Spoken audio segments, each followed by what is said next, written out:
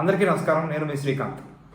ఈ వీడియోలో అమ్మాయికి మరియు అబ్బాయికి మధ్య ఆస్తులు ఎలా డివైడ్ చేయాలి, ఎలా పంపకాలు జరపాలి అనే దాని మీద మనం తెలుసుకుందామండి. ఇది తప్పకుండా స్టార్టింగ్ నుండి లాస్ట్ వరకు చూడండి. ఎందుకంటే ఇదే ఇష్యూ మీద, ఇదే సమస్య మీద అక్కకి తమ్ముడికి మధ్య లేదా అన్నయ్యకి చెల్లెల మధ్య చాలా క్లాషెస్ వస్తున్నాయండి. మాట్లాడుకోవడం మానేస్తున్నారు, కలుసుకోవడం మానేస్తున్నారు. లేదా ఏదో దీనివల్ల ఏంటంటే ఒక మెంటల్ ఇష్యూస్ కూడా మనం చూసే ఉన్నాం. కొన్ని సందర్భాల్లో అయితే కోర్టు మెట్లు కూడా ఎక్కుతున్నారండి. సో అందుకని ఈ సమస్యకి పరిష్కారం మనం ఇందులో చూద్దామండి. సో నేనేమంటున్నానంటే అమ్మాయికి అబ్బాయికి మధ్య ఈ ఆస్తులు అనేవి ఎలా డివైడ్ చేయాలి అనేది ఫస్ట్ ఇది ఎక్కడి నుంచి ఈ సమస్య అసలు ఎందుకు వచ్చిందో తెలుసుకుందాం. అంటే మన మనసులో చాలా కరుడుగట్టిన కొన్ని భావాలు ఉన్నాయండి. ఏంటంటే అబ్బాయి అయితే మన చూస్తాడు, అమ్మాయి చూడదు, వేరే వాళ్ళ ఇంటికి వెళ్ళిపోతుంది అనేటువంటి మూర్ఖమైన ఆలోచనలు ఉన్నారండి. మీరు ఫస్ట్ అవునా కాదా, నేను చెప్పేది అవునా కాదా అనేది హానెస్ట్గా ఒకసారి మీ గుండెల మీద మీరు చేసుకున్న మీరు ఒకసారి ఆలోచించండి. మీకు మీరు ఆన్సర్ చెప్పుకోండి. అంటే అబ్బాయి అయితే నేను చూస్తాడా, అమ్మాయి అయితే వేరే ఇంటికి వెళ్ళిపోతుందా, ఇంటి పేరు మారిపోతుందా, అప్పుడు నువ్వు అమ్మాయికి తక్కువ చేస్తావా, అబ్బాయిని ఎక్కువ చేస్తావా? ఇంత మూర్ఖత్వం అండి. ఇప్పుడు మనం తెలుసుకోవాల్సింది ఏంటంటే మీ అమ్మాయి వేరే ఇంటికి వెళ్ళినంత మాత్రాన మీ అమ్మాయి కాకుండా పోదు. షీఈస్ కమింగ్ ఫ్రమ్ యూ, మీ నుండి వచ్చింది. బిలాంగింగ్నెస్ అనేది మీరున్నంత వరకు ఉంటుంది, ఆ అమ్మాయికి కూడా అంతే. ఆలోచించండి. అమ్మాయి ఇప్పుడు చూడండి, మనం చాలా చూసే ఉంటాం. అబ్బాయికి విపరీతంగా ఎక్కువ ఖర్చు పెడతారు స్టడీస్లో, అమ్మాయికి అసలు అందులో సగం కూడా ఖర్చు పెట్టరు.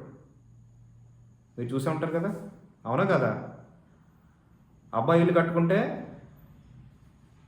విపరీతంగా ఇస్తారు, ఆ ఫాదర్ హెల్ప్ చేస్తాడు, ఎందుకంటే వీడిని చూస్తాడు కదా అన్నటువంటి మైండ్తో, ఆ మైండ్ సెట్తో చేస్తాడు. అమ్మాయి ఇల్లు కట్టుకుంటుందంటే అందులో సగం కూడా హెల్ప్ చేయడం అనమాట. వాళ్ళు చేయగలుగుతారా? అంటే నేను చేయలేని వాళ్ళ గురించి చెప్పట్లేదు, నేను ఇలాగా చేసే వాళ్ళ గురించి చెప్తున్నానంటే అందరూ చేస్తాను అనట్లేదు. ఓకే, నేను మళ్ళీ చెప్తున్నా. అమ్మాయి చదువుకి ఎంత ఖర్చు పెడుతున్నారు, అబ్బాయికి చదువుకి ఎంత ఖర్చు పెడుతున్నారు మీరు ఒకసారి చూడండి. ఎక్కువ శాతం మీకు అబ్బాయికి ఎక్కువ ఖర్చు పెట్టుంటారు ఇన్ జనరల్ సెన్స్. అంటే ఎక్కువ మంది జనాభా గురించి చెప్తున్నాను అనమాట నేను, ఎస్పెషల్లీ మిడిల్ క్లాస్లో. అబ్బాయిని చాలా హైప్ చేస్తారండి ఈ ఖర్చు పెట్టడాల్లో, చూసుకోవడంలో, ఏదో మాటల్లో. నేను నిజం చెప్తాను, మీరు చూసే ఉంటారు, అవునా కదా? నేనేదో కల్పించి చెప్పట్లేదు, మనకు తెలుసు కదా ఈ విషయం. అమ్మాయి అయితే సరే ఎలాగో వెళ్ళిపోతుంది కదా, ఏదో మామూలు కాలేజీలో చదివించేద్దాం, వాళ్ళు చూసుకుంటారు అన్న యాటిట్యూడ్తో ఉంటారండి.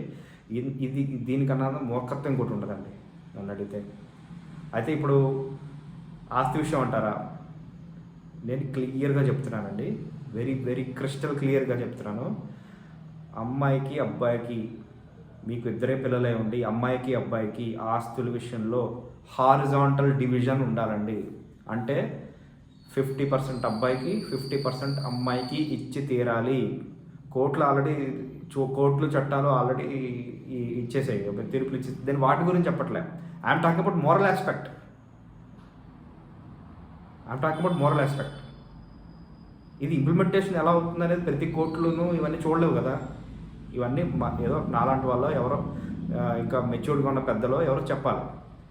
హారిజాంటల్ డివిజన్ చేయాలండి.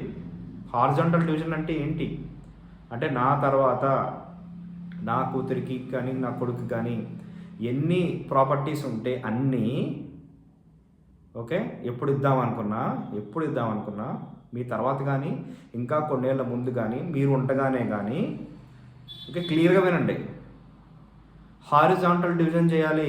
మీకు 3 ఇల్లులు ఉన్నాయి, ఓకే, అంటే మీకు ఇవ్వడానికి 3 ఇల్లులు ఉన్నాయి అనుకుందాం.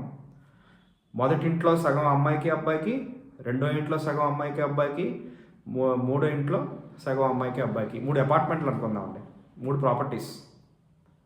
హారిజాంటల్ డివిజన్ చేయాలి, అది మీ డ్యూటీ. అంటే ఒకటి అమ్మాయికి ఇవ్వడం, రెండు అబ్బాయికి ఇవ్వడం అలాంటివి చేయకూడదండి.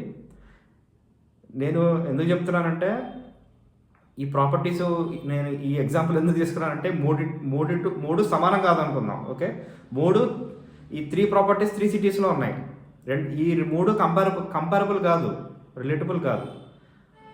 ఓకే, ఏమవుతుందంటే ఒకరికి ఒక ప్రాపర్టీ ఇస్తే అది ఎక్కడో విలేజ్లోనో టౌన్లో ఉందనుకోండి, ఇంకో ప్రాపర్టీ సిటీలో ఉందనుకోండి, అది ఎక్కువ వాల్యూ ఉంటుంది. సో అలాంటి డిఫరెన్సెస్ కూడా రాకుండానే మీరు మీ అమ్మాయికి అబ్బాయికి ఈక్వల్గా ఎవ్రీ ప్రాపర్టీ హారిజాంటల్ డివిజన్ చేయాలి. క్లియర్ అయిందా? అర్థమవుతుందా? ఒకసారి అర్థమైపోతే మళ్ళీ రివైండ్ చేసి దయచేసి చూడండి. హారిజాంటల్ డివిజన్, ఒక ప్లాట్ ఉంది, ఒక అపార్ట్మెంట్ ఉంది, ఒక విల్లా ఉంది. ప్లాట్లో 50-50 అబ్బాయికి అమ్మాయికి, విల్లాలో 50-50 అబ్బాయికి అమ్మాయికి, అపార్ట్మెంట్లో 50-50 అబ్బాయికి అమ్మాయికి. అలా డివిజన్ చేయండి. విల్ రాస్తే విల్ రాయండి, లేకపోతే వారిద్దరికి కలిసి చెప్పండి. సో ఇప్పుడు ఈ డివిజన్స్ అయిపోయిన తర్వాత ఆ విషయం ఎవరికి ఏది కంప్లీట్గా వెళ్ళాలనేది వాళ్ళిద్దరూ సెటిల్ చేసుకుంటారండి. ఓకే, ఆ విషయం వాళ్ళకి వదిలేయండి. ఎందుకంటే 50-50 డివైడ్ చేసేసారు, అక్కడ ఇష్యూ ఏం లేదు, అక్కడ కంప్లీట్గా అసలు ఇష్యూ ఏమి ఉండదు.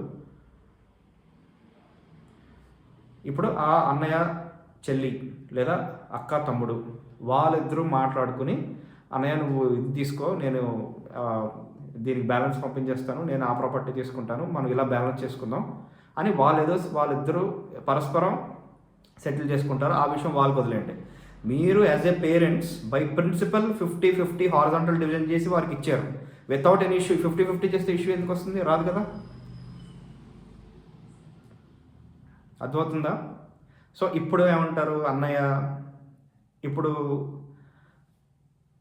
మీ మైండ్లో ఒకటి ఉండొచ్చు, ఇందాక చెప్పాను కదా, అన్నయ్య అయితే చూసుకుంటాడు, అమ్మాయి అయితే చూసుకోదు. నేను అదే చెప్పాను, ఇటువంటి మూర్ఖమైనటువంటి ఆలోచన మాత్రం మర్చిపోండి. అర్థమైందా? అంటే చూసుకుంటే ఇస్తారు, చూసుకోకపోతే ఎవరండి? అవును, అమ్మాయి దూరంగా ఉంది, ఏంటి ప్రాబ్లం? దూరంగా ఉంటే మీ అమ్మాయి కాకుండా పోతుందండి? ఆ అమ్మాయికి మీ పేరెంట్స్ కాకుండా పోతారా? కాదు కదా. అలాగా అది ఖచ్చితంగా మూర్ఖత్వం అండి. ఇటువంటి ఆలోచన నుంచి మన తెలుగు వాళ్ళు, ఎస్పెషల్లీ మన తెలుగు స్టేట్స్, అంటే నా ఆడియన్స్ మన తెలుగు స్టేట్సే కాబట్టి మనం ఇటువంటి ఆలోచనలు వదులుకోవాలండి. అబ్బాయిని అమ్మాయిని ఇటువంటి విషయంలో ఈక్వల్గానే ట్రీట్ చేయాలి. కోట్ల మాటలు పక్కన పెట్టండి, ఇటువంటి డిస్కషన్ మనం చెయ్యాలి ఖచ్చితంగా. నేను ఇంకో విషయం కూడా చెప్తున్నా, ఈ పార్ట్ అర్థమైతే నేను ఇంకో పార్ట్ కూడా వెళ్తాను.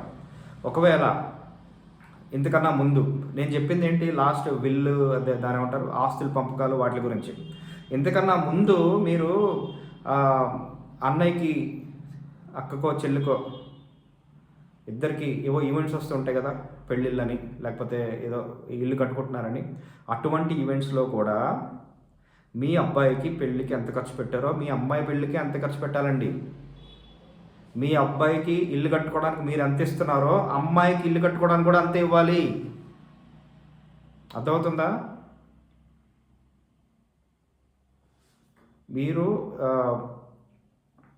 ఇప్పుడు అమ్మాయిని ఎక్కడో పెళ్లి చేస్తావు, ఎక్కడో అన్వరంలో ఉంటుంది, అద్దీంట్లో ఉంటుంది, ఇవ్వండి ఇల్లు కట్టుకునేటప్పుడు.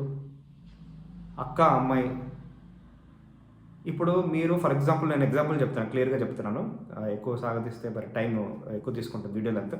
సో మీరు మీ పిల్లలు ఇల్లు కట్టుకోవడానికి 30 లక్షలు ఇవ్వగలరు అనుకుందాం. ఓకే, ఎగ్జాంపుల్ చెప్తున్నా. ఓకే, అక్క తమ్ముడు ఉన్నారు. ఓకే, ఇప్పుడు అక్క ఇల్లు కట్టుకున్నప్పుడు మీరు 15 లక్షలు ఇవ్వాలండి. ఇప్పుడు తమ్ముడు ఒక 4 ఏళ్ళ తర్వాత కట్టుకుంటాడు, ఆ 15 lakhs మీకు రెడీగా ఉంటే డిపాజిట్ చేయండి, ఇంట్రెస్ట్తో పాటు మీ ఆ తమ్ముడికి ఇవ్వండి. అతను ఎప్పుడైతే ఇల్లు కట్టుకుంటున్నాడో ఆ 15 లక్షలు ఇచ్చేసేయండి అలాగా.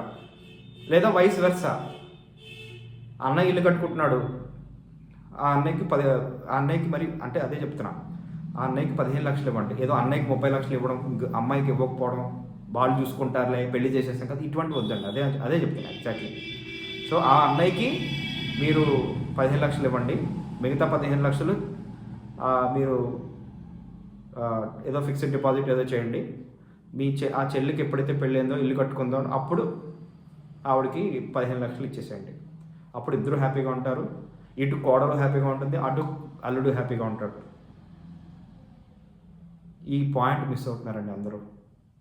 Very very simple. మీరు ఒకటి అడగచ్చు, కొడుకు నన్ను చూసుకుంటాడు లేకపోతే వాడికి ఎక్కువ ఇవ్వాలి, ఏమొద్దండి. అటువంటి ఆలోచన అవసరం లేదు. కొడుకు మిమ్మల్ని చూసుకోవడం అనేది అతని యొక్క బాధ్యత. ఓకే, కొడుకు అనేవాడు చూసుకుంటాడు, అది అతని యొక్క బాధ్యత. ఈవెన్ అమ్మాయి కూడా చూసుకుంటుంది. చూసుకునేటువంటి సిచ్యువేషన్లో అమ్మాయి ఉంటే ఖచ్చితంగా అమ్మాయి చూసుకుంటుంది. ఇదే అమ్మాయి ఈ అబ్బాయి ప్లేస్లో ఉంటే ఖచ్చితంగా చూసుకుంటుంది. ఒక్కొక్కసారి అమ్మాయిలకు అవ్వదు, ఎందుకంటే వేరే ఇంట్లోకి వెళ్ళిపోతారు, వేరే సిటీలోకి వెళ్ళిపోతారండి. ఎలా చూసుకుంటారు? అర్థమవుతుందా? ఈ విషయంలో మీకు క్రిస్టల్ క్లియర్ ఆన్సర్ దొరికింది అని అనుకుంటున్నాను. దయచేసి ఒకవేళ మీరు ఇలా మీరు పెద్దలై ఉండి ఇటువంటి సిచ్యుయేషన్లో మీరు ఇలాగా అబ్బాయి అమ్మాయి ఉండి ఇలాగా ఇవ్వాల్సి వస్తే ఖచ్చితంగా ఈ విధంగా చేయండి. అప్పుడు మిమ్మల్ని అందరూ ఇదివరకు చూసే కన్నా ఇంకా గౌరవంగా మిమ్మల్ని చూస్తారు. మీకు చాలా ప్రశాంతంగా ఉంటుందండి. ఎందుకంటే ఈ విషయం అందరికీ షేర్ చేయండి, ఎందుకంటే చాలా ఇంపార్టెంట్ అండి. ఇంకో విషయం మర్చిపోయాను. సో ఇప్పుడు ఏంటంటే చెల్లి పెళ్ళికి అన్నయ్య చేత అప్పు చేయించేస్తున్నారండి. ఓకే, అది కూడా తప్పేనండి. ఓకే, ఎందుకంటే పెళ్ళి చేయాలి అనేటువంటి మీ అమ్మాయి పెళ్ళి చేయాలి అనేటువంటిది మీ బాధ్యత, మీ అబ్బాయి బాధ్యత కాదండి. ఎందుకంటే అతను పెళ్లి ఏదో లోన్ తీసుకుంటాడు, చెల్లి పెళ్లి చేద్దామని. పాపం అతను కూడా ఏదో ప్రేమతో తీసుకుంటాడు, నేను కాదంటలేదు. కొంచెం రఫ్గా ఉంటుంది నేను చెప్పేది, కానీ మీరు అలాగా పేరెంట్స్ అలా చేయించద్దండి దయచేసి. ఎందుకంటే ఆ అన్నయ్యకి కూడా పెళ్ళి అవుతుంది, తర్వాత పిల్లలు పుడతారు, లేకపోతే పెళ్ళి అయిపోయి ఉంటుంది, సారీ. ఆ పిల్లలు కూడా అతను ఖర్చు పెట్టాల్సి ఉంటుంది. కోడలు కూడా ఇంకో పక్క అబ్జర్వ్ చేస్తూ ఉంటుంది, ఏంటి ఇలా చేస్తున్నాడు అనేటువంటి. అతనికి వాళ్ళ వైఫ్కి కూడా ఒక బెటర్నెస్ అనేది కూడా వస్తుందన్నమాట ఒక పాయింట్ ఆఫ్ టైంలో. అందుకని అంటే నేను ఎంతో మిడిల్ క్లాస్ వాళ్ళ గురించి చెప్తున్నా. ఓకే, ఎందుకంటే అన్నయ్య నుంచి ఏదో ఆయన అంతటా ఆయన వాలంటీర్గా ఏదో గిఫ్ట్ ఇస్తాడు, ఏదో నాన్నకి ఏదో హెల్ప్ చేస్తాడు, అది వేరే విషయం. ఓకే, సో ప్రైమరీగా అతనే పెళ్లి చేయాలి అనేటువంటి ఆస్పెక్ట్ వద్దండి. ఇది అమ్మాయికి పెళ్లి చేయడం అనేది పేరెంట్స్ బాధ్యత, అది వాళ్ళు చూసుకోవాల్సిన విషయం. అన్నయ్యని మాత్రం ఆ పెద్ద కొడుకుని మాత్రం వారి చేత అప్పు చేయించి అతని యొక్క కెరీర్ మొదటి నుంచే ఆయనకి ఏదో బ్రేక్ వేసినట్టు అలా చేయకండి. ఎందుకంటే రేపొద్దున్న అన్నయ్య అలా ఫ్రీగా జాబ్ చేసేటువంటి సిచ్యువేషన్లో వస్తే ఆయనే అందరినీ చూసుకుంటాడండి. ఇలాంటి యాటిట్యూడ్తో చాలామంది ఉన్నారు. సో అందుకని మీ అమ్మాయి పెళ్లి చేయడం మీదే బాధ్యత అండి. సో ఆ అన్నయ్య మీద ఏదో ఆయన డ్యూటీగా మస్ట్ డూలా అనేటువంటి పిక్చర్ మాత్రం ఇవ్వద్దు దయచేసి, ఎందుకంటే ఆయన కెరీరు ఆయన గ్రోత్ కూడా ఇంపాక్ట్ అవుతుంది. నేను చెప్పింది కొంచెం రఫ్గా ఉండొచ్చు, కాబట్టి దయచేసి ఈ విధంగా ఆలోచించండి. ఇది లాంగ్ టర్మ్లో అందరికీ మంచిది. సో అంటే ఫ్యామిలీస్లో ఎటువంటి ఇష్యూస్ కానీ, లేకపోతే కలహాలు కానీ, వైరాలు కానీ, ఆఖరికి కోర్టు మెట్లు ఎక్కడాలు కానీ ఇటువంటివి లేకుండా మీరు ముందుగానే మీరు అవాయిడ్ చేస్తున్నారు అన్నమాట. ఓకే, ఈ వీడియో మీకు హెల్ప్ఫుల్ అయిందని అనుకుంటున్నాను. Thank you so much.